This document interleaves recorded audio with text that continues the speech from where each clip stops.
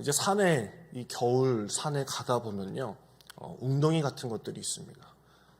숲길을 따라서 이제 올라가다 보면 이제 얼어 있는 그런 땅도 있고 녹아 있는 땅도 있죠. 웅덩이를 보면은 이제 살얼음이 이렇게 껴있는 곳이 있어요. 이제 아침에 산을 올랐다, 이제 해가 뜨고 이제 점심 지나 이제 산에서 내려올 때 보면 어느 웅덩이는 물이 녹아 있고 어떤 웅덩이는 아직도 얼어 있는 곳이 있습니다. 살펴보니 수심의 차이가 있기 때문이에요. 수심의 차이. 수심이 깊은 물은 상대적으로 강한 면을 보입니다. 그만큼 수심이 깊은 물은 자신의 온도를 유지하고 있기 때문인 것이죠. 마음이 연약하면 금방 흔들리게 되어 있습니다. 마음의 깊이가 깊으면 다른 것이죠. 어제 포털 사이트에 무슨 유머방 이런 데 보니까 이런 게 있더라고요. 우리 대한민국의 사람들 중에 2대 허언증이 2가지가 있대요. 하나는 뭘까요? 살 빼야지. 그리고 두 번째는 술 끊어야지. 그게 2대 허언증이래요. 이게 마음이 연약한 사람들, 마음이 빨리 흔들리는 사람들은 빨리 무너지게 되어 있어요. 작심삼일도 아니고 작심삼시 가는 사람들도 참 많습니다. 예배 생활이 어려워질 때가 있어요. 그럼 나타나는 것이요, 기도할 때부터 그것이 시작됩니다. 입술이 열려지지가 않고 내 기도가 터져 나오지 않고 내 영적으로 답답함, 그 기도 자체, 예배 자리 자체가 버거워질 때가 있다는 것이죠. 그럴 때 우리는 성령 안에 머물고 성령님이 동행하면서 살고 있는지 나 스스로 자문해봐야 되는 것이에요. 우리 안에 성령님이 떠날 일은 절대 없지만은 성령의 은혜 없는 삶을 살고 있다면 오늘 우리에게 성령의 은혜가 여러분들 위해 함께 있기를 간절히 축원합니다. 예수께서 요한에게 세례를 달라고 찾아갔어요. 요단강으로. 처음에는 요한이 예수님께서 자신에게 세례를 하라는 그 의미를 잘 깨닫지 못하고 거절을 했죠. 마태복음 3장 14절을 보게 되면요, 요한이 말려 이르되 내가 당신에게서 세례를 받아야 할 터인데 당신이 내게로 오시나이까. 우리가 생각을 해봐도요, 아주 흠없는 예수님께서 왜 세례를 받으러 요단강에 오셨을까요? 그렇죠? 세례 받는 것은 내 이전의 죄를 다 깨끗하게 하고 내가 다시 태어난다는 의미를 가지고 있는 것이에요. 그런데 예수님께서 왜 죄 없는 예수님이 왜 요단강에 오셔서 세례를 받으셨냐라는 것이죠. 15절에 보면은 모든 일을 이루는 것이 합당하리라라고 이렇게 예수께서 말씀하시니 요한이 그때서야 허락했다라고 이렇게 표현을 합니다. 그리고 세례를 했다라고 이야기하고 있죠. 모든 의를 이룬다는 것은 어려운 말일 수도 있겠지만요, 디카이오스, 아직 흠없는 거룩한 좋은 일을 말하는 것이에요. 내가 좋은 일을 행하여야 하는데 너가 나에게 세례를 줘라 라고 예수님께서 말씀하셨습니다. 왜 굳이 죄 없으신 예수님께서 받으셔야만 했을까요? 이것은 구약시대의 안수 개념과 비슷한 것이죠. 레위기 1장 3절에서 4절을 보면은 그 번제물 머리에 안수를 하여서 그 사람의 죄가 그 제물에게 올라간다는 것을 이야기하고 있어요. 그렇기 때문에 예수님께서는 그 세례 요한에게 자신이 세례를 받아야 된다. 나에게 안수를 해라. 모든 인류의 죄를 나에게 전가시켜라. 라고 이렇게 이야기합니다. 그 세례 요한의 세례식이 있고 나서 곧바로 이어지는 부분이 대부분 뭐냐면은 성경에서 복음서에 보면은 시험산에서 사탄에게 시험을 받는 장면들이 쭉 나오게 됩니다. 사탄이 30년 동안 한 번도 등장하지 않다가 예수께서 세례를 받은 즉시 시험산에서 시험을 하게 됐다라는 것. 이것은 예수님께서 인류의 죄를 다 짊어지고 그가 목적하는 바를 달성하기 위해서 이 세상 밖으로 나왔다는 것을 알려주는 것이에요.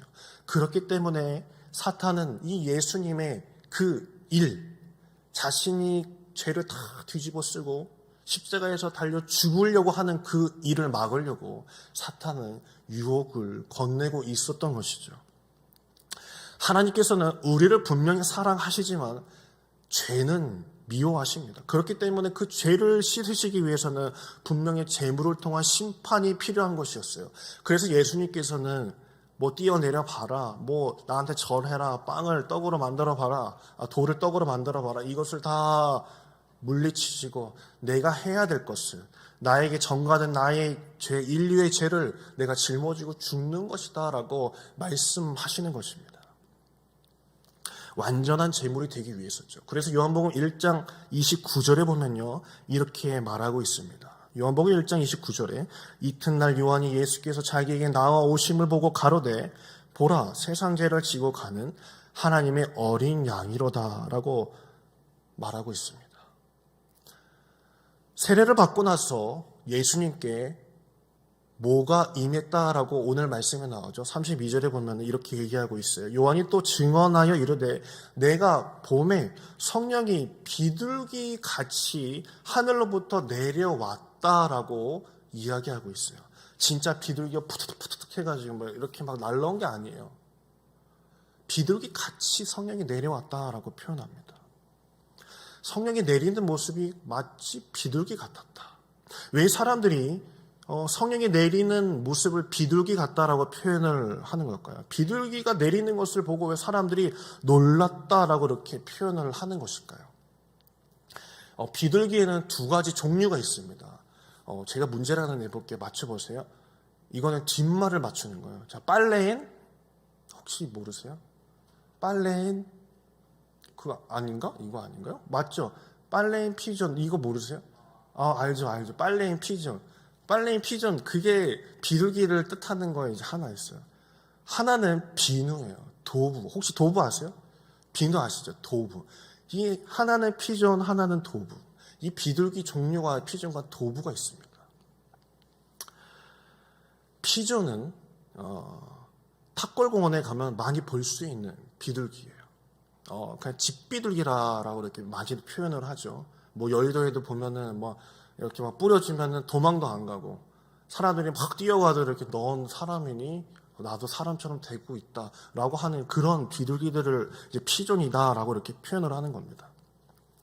그에 반해서 이 도부라고 지칭이 되는 이 비둘기는요, 산비둘기를 말하는 거예요. 산비둘기, 맷비둘기, 뭐 야생 비둘기라고 이제 표현을 하는 거죠. 이 오늘 말씀의 32절에 보면 이 비둘기를 이제 뭐라고 표현하냐면 페리스테라라고 이렇게 얘기합니다. 페리스테라. 이걸 찾아보면요, 아마 그 산비둘기 이런 뜻이 나올 겁니다.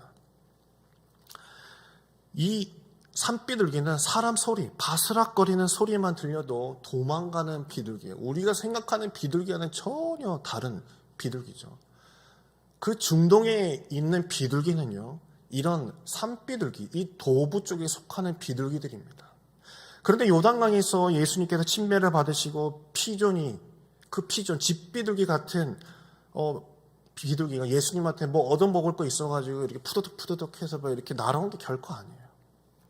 예수께서 세례를 받으실 때 머리에 비둘기 모양으로 성령이 보였다고 이렇게 표현하고 있죠. 이때 표현된 비둘기는 도부를 말하는 것이에요. 기르지 않았던 아주 야생, 그런 비둘기, 성스러운 존재, 어떤 존재도 손이 타지 않았던 자유로운 그런 비둘기, 그런 모습을 가지고 있는 비둘기를 말하고 있는 것입니다.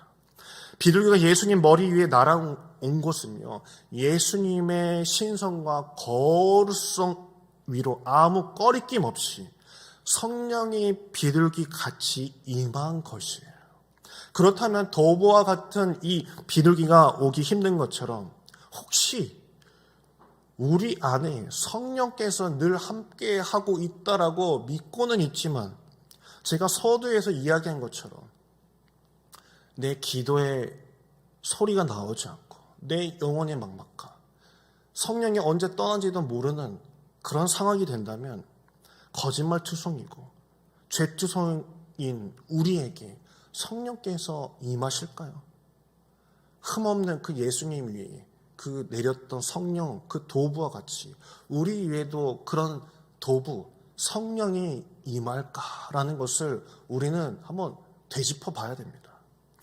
우리가 흔히 이렇게 많이들 이야기를 합니다. 우리가 성령이 민감해야 돼. 성령께서 하시는 말씀, 성령께서 이끄시는 대로 내 영혼이 깨끗해서 내가 성령의 소리에 예민하게 반응해야지 라는 생각들을 이제 많이 하죠. 예민하게 있어야 되는 것은 맞습니다. 성령의 울림에 민감하게 반응해야죠. 그런데 중요한 것은 성령이 민감하다는 사실입니다. 성령은 뭐 이렇게 무디고 괜찮아. 에이, 너도 내가 이렇게 해줄게. 너도 이렇게 해줄게. 그런 것이 아니라 도부와 같이 성령의 민감함이 있다라는 것이죠.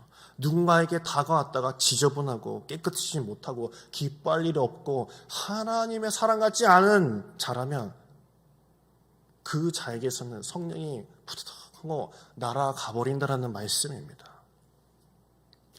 지금 이 시간 10개월 동안 코로나를 겪어가면서요, 믿음의 한 주 한 주를 살아가고 있습니다. 여전히 도부와 같은 성령이 여러분 가정에 머물고 있는가를 오늘 이 시간 묻고 있는 것이에요. 성령이 우리 안에 계시며 영혼의 평안함을 느낄 수 있는 이 존재가 되어져 있는 것인지, 이 영혼의 상태를 말하고 있는 것이죠. 혹시 여러분 중에 평소에는요, 아무 이상 없다가 식당만 가면은 상당히 이제 까칠한 사람들이 있어요. 까다로운 사람이라고 표현할 수 있죠. 평소에는 별일 없다가 사람을 되게 불편하게 만드는 사람이 있어요. 하나만 조금만 이렇게 내 마음에 들지 않으면은, 저기요, 사장님 하면서 막 손들어서 계속, 이건 이래서 마음에 안 드는데, 저거는, 이것 좀 더 달라고요. 이렇게 보면서 이렇게 좀 이렇게 서빙해 주시면 안 돼요? 이렇게 얘기하는 사람들이 간혹 있습니다. 그 사람은 불편하진 않지만 같이 있는 사람은 괜히 식당에서 좀 눈치가 보이는 거죠. 할 말 다 하는 사람도 있어요. 여러분 주변에 그런 사람들 한 명씩 다 있을 거예요. 그렇게 조금 불편하게 하는 사람들. 만약에 그렇게 불편한 사람들이 만약에 없다면 여러분이 좀 그런 사람들이에요. 내가 좀 그런 사람이구나. 좀 이게 불편한 사람이구나. 성령이 거하기 좋은 마음. 성령께서 나를 딱 봤을 때, 나의 영혼의 상태를 봤을 때, 내가 여기 있어야 될까? 불편한데. 이 온전치 못하는 이 모습을 보고 성령께서는 어쩌면 날아갈 수 있어요.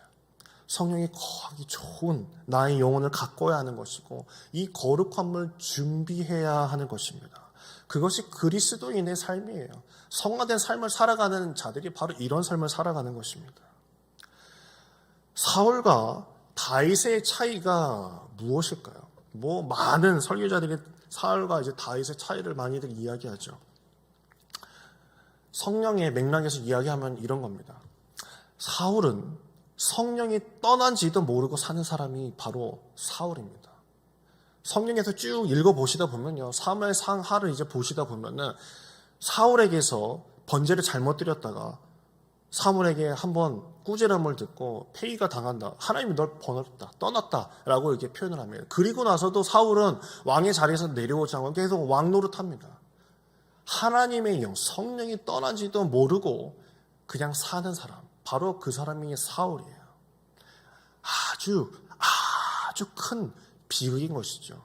떠난지도 모르고 살아가요. 그러나 다윗은 반대로 떠나지도 않았는데 날 떠날까봐 떠나지 말아달라고 푸득푸득 잡아다는 사람, 바로 그것이 다윗의 모습입니다. 그래서 사울이고 그래서 다윗인 것입니다. 다윗은 죄를 짓기도 했어요. 그렇지만 하나님의 영이 나에게 머물지 못할 것을 알았고 다윗은 회개라는 것을 택하게 됩니다. 내가 회개하니 주여 나를 떠나지 마옵소서. 시편 51편 10절하고 12절을 보면요, 이렇게 말씀하고 있어요. 하나님이여 내 속에 정한 마음을 창조하시고 내 안에 정직한 영을 새롭게 하소서. 나를 주 앞에서 쫓아내지 마시며 주의 성령을 내게서 거두지 마소서. 주의 구원의 즐거움을 내게 회복시켜 주시고 자원하는 심령을 주사 나를 붙들어 주소서. 주여 나를 버리지 마옵소서. 나에게 머물고 있다 할지라도 나를 떠날까봐 그것을 붙들려고 내가 죄를 하나라도 지었습니까 주님? 그럼 내가 이거 다 깨끗이 할 테니까 주여 제발 나를 떠나지 마소서 라고 다윗이 주님께 고백하고 주님 붙들고 있는 거야. 우리의 집, 우리 가정, 사업터에서 내 인생에서 성령을 거두지 마옵소서. 떠나지 마소서. 죄가 있나이까 내가 고치리이다. 내가 회개하옵겠다이다. 정직하게 살겠사옵나이다. 내가 거룩하게 살겠습니다. 그렇게 부르짖어야 하는 것입니다. 성령을 거두어 가버리면 내 인생이 끝나버립니다라는 그런 마음으로 내가 주님 앞에 살아야 되는 것이에요. 내가 주님이라고 한번 고백했다고 나는 세례를 받은 몸이니까 성령이 영원히 여러분에게 있는 것이 결코 아닙니다. 내 마음, 내 영혼의 상태가 어떠느냐에 따라서 성령은 어쩌면 사흘과 같이 떠날 수도 있는 것이에요. 떠난 거 알면 다행이지만 떠난지도 모르고 사는 백성들이 정말 어쩔 수 없는 백성들이죠. 안타까운 백성들인 것입니다. 그렇기 때문에 예수님께서는 이 땅에 내려오셔서 너희들 하나님의 성령이 떠난 이들에게 다시금 성령을 불러주시기 위해서 이 땅에 오신 것이에요. 예수님께서 승천하시면서 이렇게 말씀하셨어요. 너희는 절대 힘으로 땅끝까지 복음을 전할 생각들 하지 마라. 가만히 머물러 있어라. 그냥 예루살렘에 머물러 있어라고 이렇게 말씀하세요. 그리고 오순절 날 내가 성령을 너에게 줄 것이다 라고 말씀하십니다. 기다리라 말씀하세요.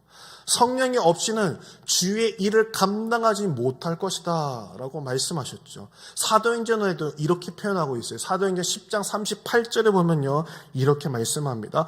우리 사도행전 10장 38절 우리 함께 읽도록 하겠습니다. 우리 집에서도 우리 많은 분들이 같이 예배 드리고 계시는데요, 우리 같이 사도행전 10장 38절 우리 읽도록 하겠습니다.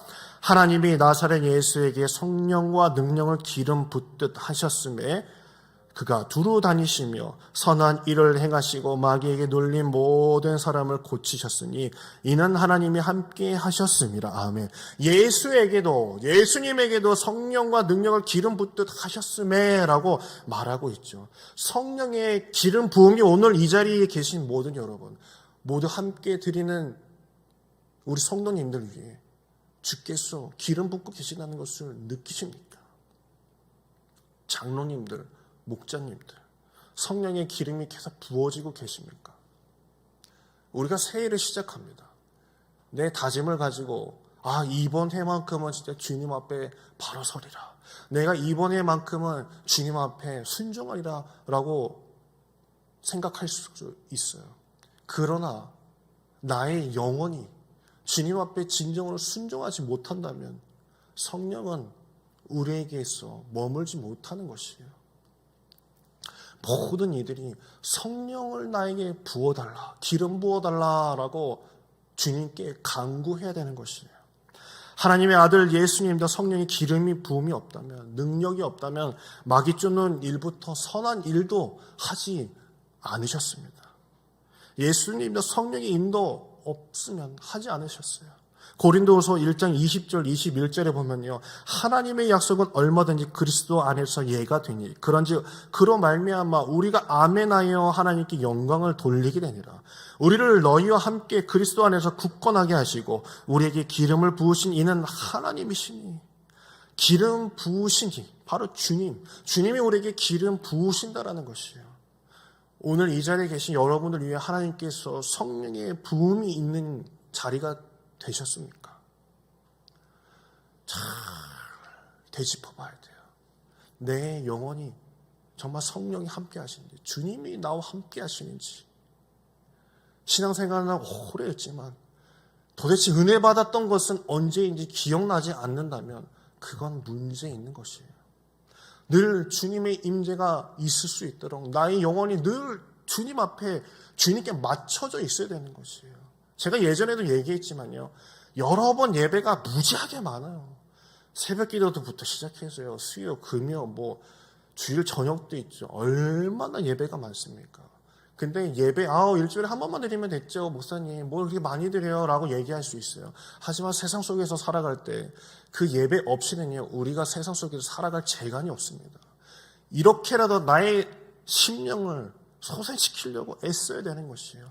성령이 나의 안에 거할 수 있도록 날아가지 않게 내 영혼을 깨끗하게 늘 주님 앞에 자복하면서 늘 회개하면서 거룩한 영의 모습을 갖고 나가야 되는 게 우리가 가져야 할 모습인 것이에요.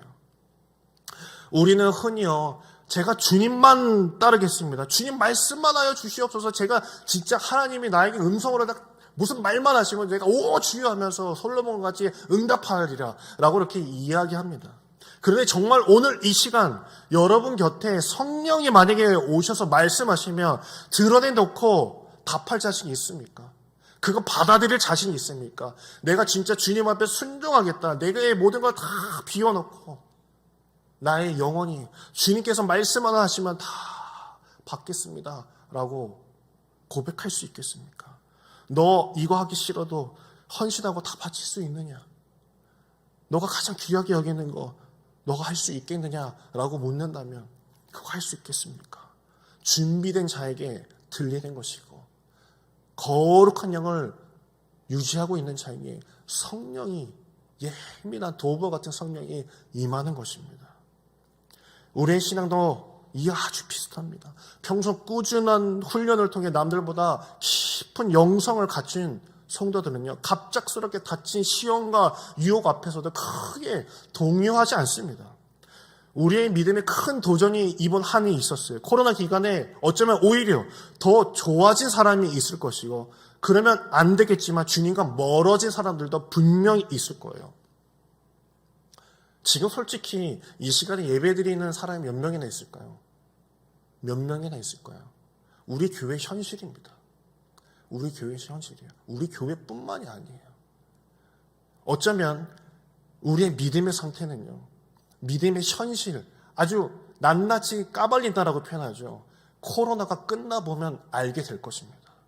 교회에 이제 올 수 있는 상황이 돼서도 성도들의 믿음을 그들이 어떻게 보여줄지 그때 가보면 정확하게 나오겠죠. 교회 못 나가는 사람들에게 가장 당황스러운 것은요, 주일에 나의 믿음의 밑바닥을 보게 된다는 것이에요. 이 시기가 하나님이 흔드시는 건지 사탄이 흔드는 건지 저는 모르겠어요. 저는 몰라요. 하나님이든 사탄이든 가지만 흔들었는데 믿음의 뿌리까지 흔들리는 자가 있다라면 그것은 내 영혼 자체가, 쉽지 않은 나의 영혼이 뿌리채 뽑혀 나갔다라는 것입니다. 부디 오늘 저와 여러분 믿음이 흔들리지도 뽑히지도 않길 간절히 축원합니다. 정말 저는 궁서체입니다. 아주 진지해요. 여러분의 그 성령의 믿음의 그 뿌리가 흔들리지 않길 간절히 바라요. 여러분에게 겨우 임했던 하나님의 그 임재, 성령이 여러분들에게서 떠나가지 않길 간절히 바랍니다. 호수의 깊이는 장마 때가 아니라 가뭄 때 알게 된다는 말이 있듯이, 진짜 믿음의 사람의 기도는 응답되었을 때 아는 것이 아니라 거절되었을 때 아는 것이에요. 내 믿음의 바닥이 칠 때 그때 알게 되는 것이에요. 세상이 악한 곳으로 점점 흘러갈 때 하나님이 필요 없구나 하면서 떠나가는 이들이 있을 것이고, 그래도 주님을 붙들고 각자의 자리에서 그래도 핸드폰 앞이라도 주님의 말씀이라도 붙들면서 내가 견디려고 하는 자들이 이제 나눠지게 될 것이에요. 알곡과 가라지는 이럴 때 나눠지는 것입니다. 저도 언제 예수님이 오실지 몰라요. 저도 마음 같아서는요, 오늘 이 자리에 예수님이 임재하셨으면 좋겠어요. 그냥 빨리 오셨으면 좋겠어요. 이거 그냥 나쁜 꼴 보기 싫어요. 근데 하나님께서 왜 이렇게 더디게 오실까요? 아직도 알곡과 가라지가 계속 탈탈탈 털리고 있는데 가라지가 너무 많아요.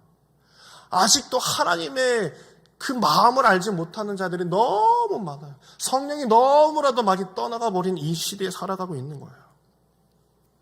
주변에 보면요, 근심, 걱정이 막 넘쳐날 때요, 이렇게 얘기하는 사람 많아요. 저는 두 단어를 쓰는 사람들을 제일 싫어합니다. 나는 모르겠다. 나 몰라. 이런 말 쓰는 사람이 제일 싫고, 그리고 두 번째, 죽겠다. 죽겠어. 목사님 저 정말 죽겠어요. 라는 말 쓰는 사람이 정말 싫습니다. 죽겠다 하는 것은요, 자신의 마음을 죽이는 것이에요. 그러나 우리의 입술이 변화가 있기를 간절히 원합니다. 죽겠다. 여러분도 한번 죽겠다 해보세요. 죽겠다. 해보세요. 해보세요. 괜찮아. 다 생각이 있어서 하는 거야. 죽겠다 해보세요. 죽겠다. 자, 죽겠다를요. 자, 여러분 오해하지 말고 들으세요. 죽겠다를 죽게 있다라고 말씀하세요. 죽게 있다.